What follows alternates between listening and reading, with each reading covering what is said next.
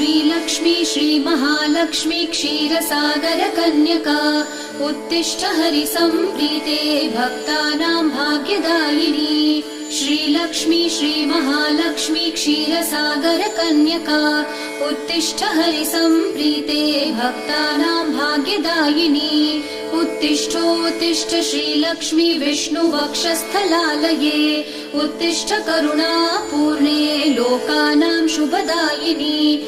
उत्तिष्ठोत्तिष्ठ श्रीलक्ष्मी विष्णुवक्षस्थलालये उत्तिष्ठ करुणापूर्णे लोकानां शुभदायिनी।